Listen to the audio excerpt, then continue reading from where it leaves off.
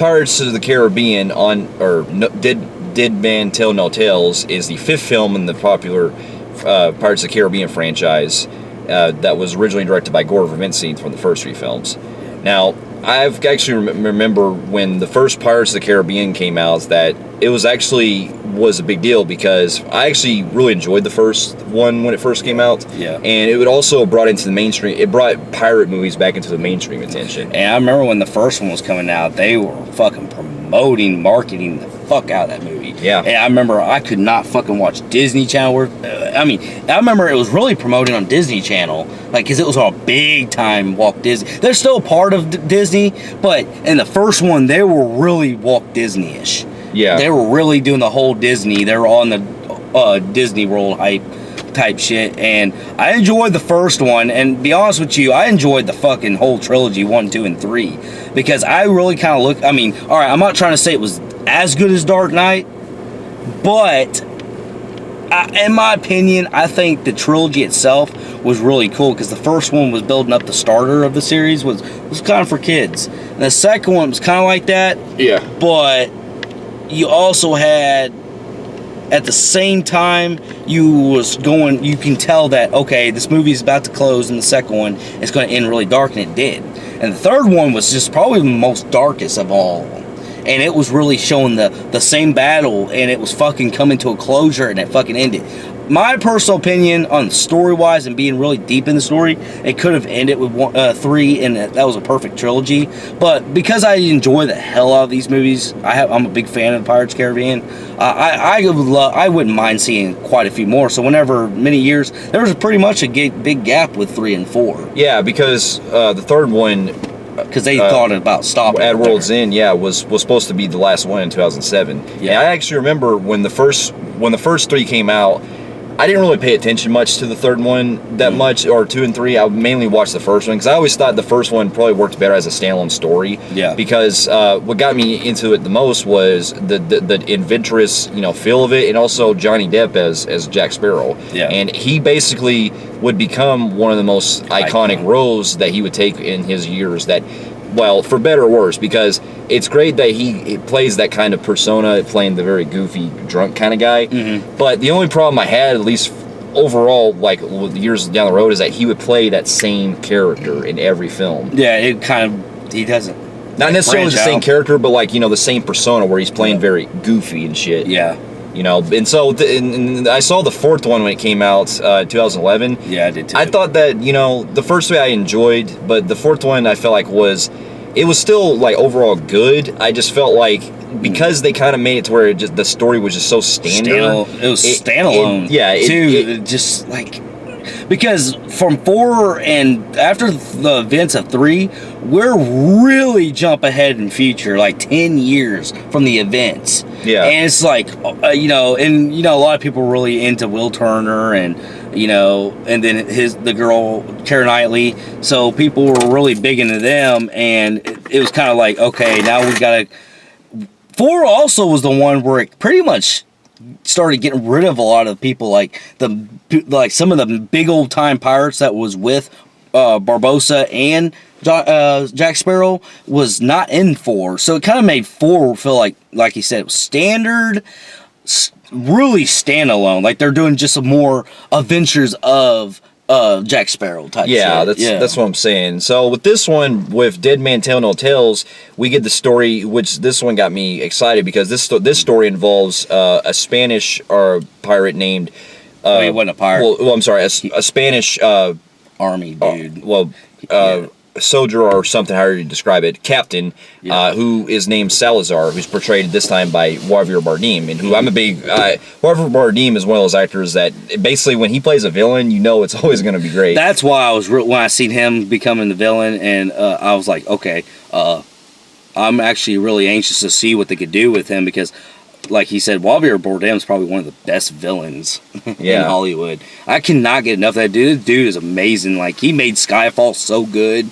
He made No Country for Old Men. I loved him in that. I mean, this guy is always fun to see in movies. Yeah, and then with this one, he basically is looking for Jack Sparrow because he has a history of him in the past where as you see in the trailers, Jack Sparrow ended up having him become cursed and became cursed under this spell, basically, where he is like all like kind of ashy or whatever. It's like these movies kind of all do the same thing with each other. Like, he's basically like a mixture of the curse of Black Pearl and like Davy Jones. People were like, they looked all creepy looking and stuff with the ocean. So there's pretty much become like most of the villains end up where they become, when they die in these fucking franchises, they become part of the ocean. Yeah. It seems like every movie they do that. Yeah, that's what I'm saying. So with this one, and as we also discover that there's a character in the film who is Henry Turner, and we basically get the idea that, you know, he's William Turner's son. Yep. And he's also looking as a journey to basically free Will Turner from the curse of the Flying Dutchman. Yeah, the Flying Dutchman. And we also get involved in another story of a girl named what's her name? Corinne? I forgot her. We see her or something like that. You see the girl that she's kind of like looking like the Keira Knightley of the wearing the same kind of dress and all that stuff. And you get in the trailer, you hear that she's a witch supposedly. So you get her storyline where her dad left her this diary. And basically, he wants her to find this emblem thing. It's like this one deals with a lot of space, like astronomy and everything. So it's a little different. I appreciate they at least went like kind of a different route as far as that, where we're kind of mixing more like astronomy stuff. But they are looking. I just now remembered the diamond's supposed to guide him to Poseidon. Yeah, where his tomb is. Poseidon's tomb. Yeah, I got you. And so basically, as in Jack Sparrow this time, he is right along on the. He's still, doing his thing as we see in all the films, and he's brought in to basically go on this journey with both Henry Turner and the girl to go to where the maps where the star map is, or wherever these stars aligned. Yeah. While along the way, they're trying to avoid Javier Bardem, who's looking for Jack Sparrow. Yep. So I gotta tell you, like, this film has its flaws, but I will say that it is a little bit better than at least on Stranger Tides. Yeah, it was better. Like, I'd pick this overall better than Stranger Tides, but there is maybe one or two things I think Stranger Tide did maybe better than 5, but 5 was like, 5 isn't the weakest, it's the second weakest for me, and we'll go to our pros and cons. 4 to me is still the worst of the franchise, even though none of them are bad. It's not, what I mean by worst, it's not horrible, it's like my least favorite, but I'd still watch the shit out of it, because I love all these movies. Yeah. But anyways, go to our pros. Well, with my pros, it was great seeing at least Johnny Depp, playing his iconic role again, because I know that for a while now, Johnny Depp has had some really bad times with a lot of roles that he's been picking lately. Yeah. So I get that this is probably going to be one where he can easily play, because it's Jack Sparrow and everything. Yeah. But you can still see that he still brought a lot of charm to the character. Still, he looks like he actually cares. You know. And he's so good. He's kind of pretty much became the Robert Englund of this character. Yeah, like the Robert Englund version of like how you become like stamped as that iconic typecast. Yeah, typecast, and you pretty much, that's your role and you own it. There ain't nobody else could play it. So I can see why he tried to branch out other things, because he didn't want to at the time to get typecast. Now he's accepted it. So yeah, because it's good, because you still see the same type of Jack Sparrow we see in the other movies, where he's drunk.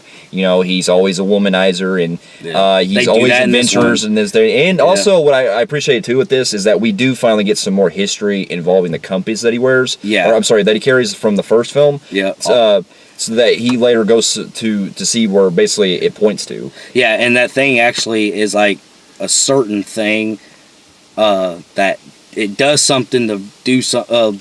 It has connections with him and Salazar. Let's just leave it at that. Yeah, and so I really enjoyed that, and I really enjoyed his performance, and I also enjoyed seeing Barbossa again. Even though Barbossa has been kind of played by Jeffrey Rush, has been kind of overused in a lot of the films. Yeah. I did feel like this one, he does have more of a commanding presence this time than say on Stranger Tides is, because we actually do get a cool motivate. Like we get a cool connection this time with Barbossa with another character that I found very enjoyable. Yeah, there's a big surprise in this, and they're like, whoa, like that's a good connection right there.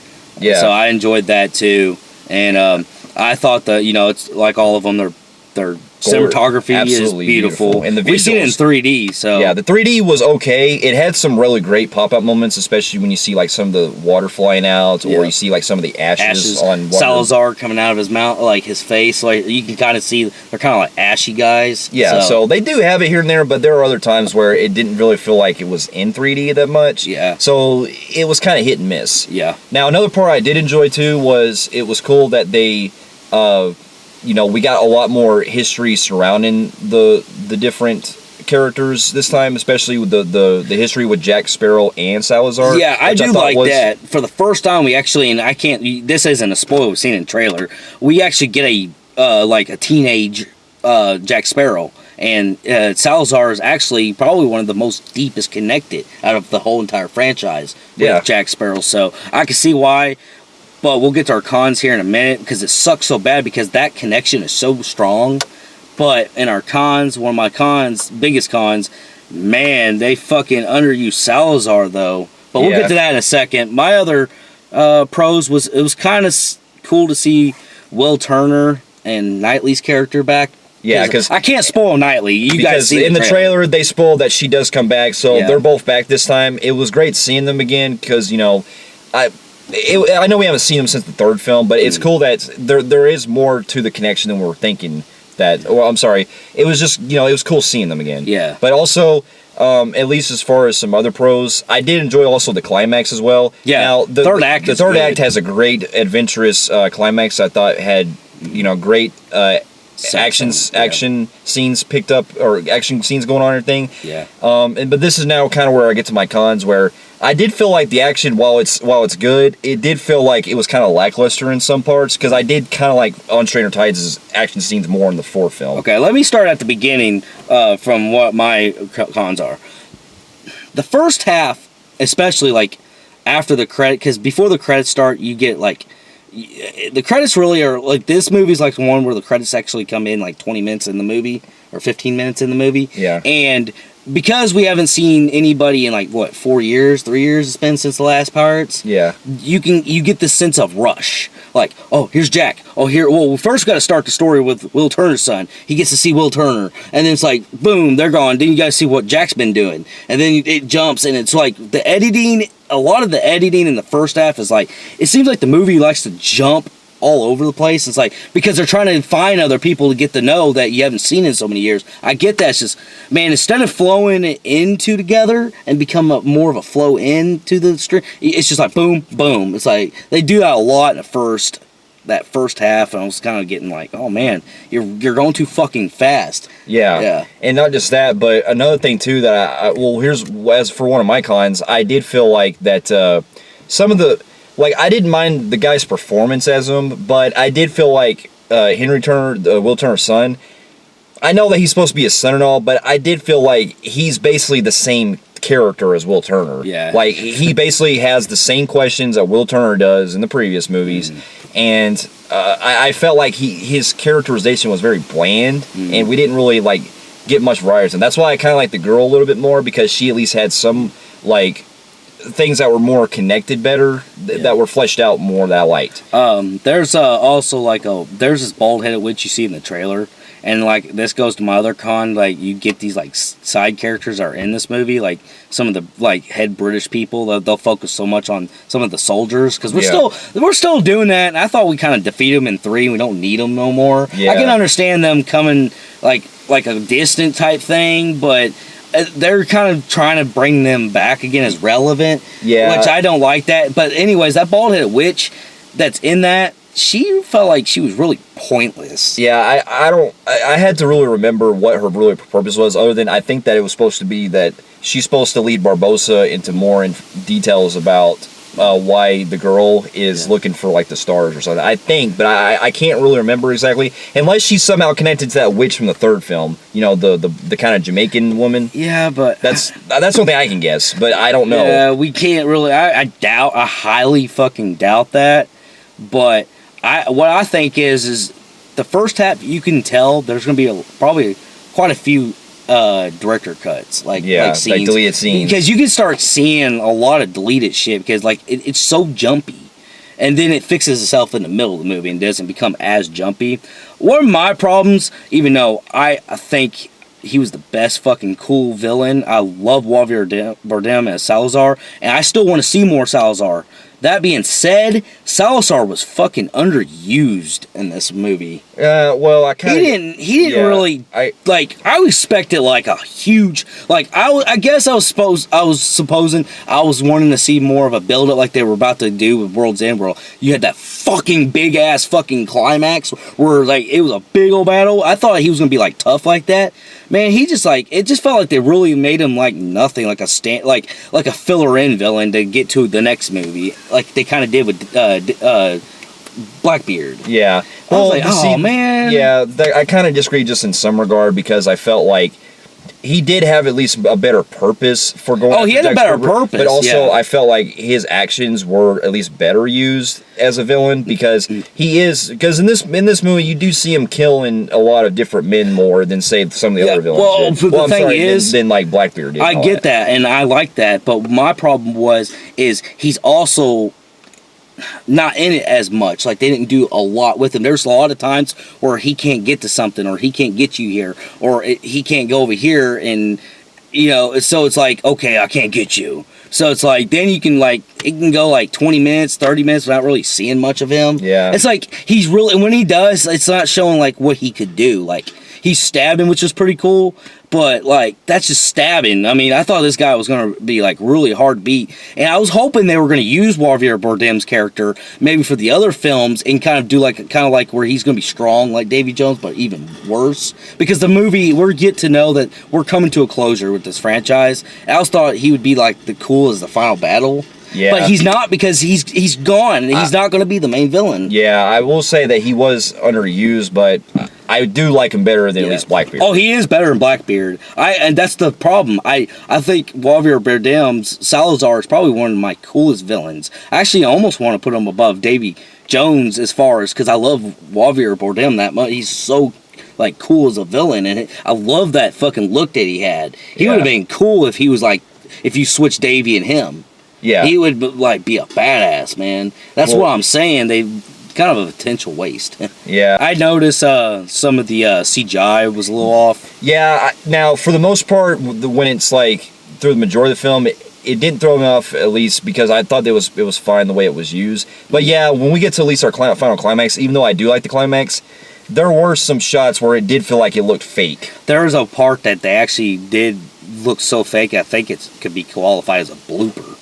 Was a part where that house where he's on that like big old thing and that bridge is coming up and he has to jump. Now that bridge breaking and all the pieces was like really cool and it worked really well. But when he jumped and he landed on his ass back on the fucking house, you can see the green screen thing where it kind of shook. It's like it looked like a low budget when he did that quick land. And it was like, whoa, that was noticeable as fuck.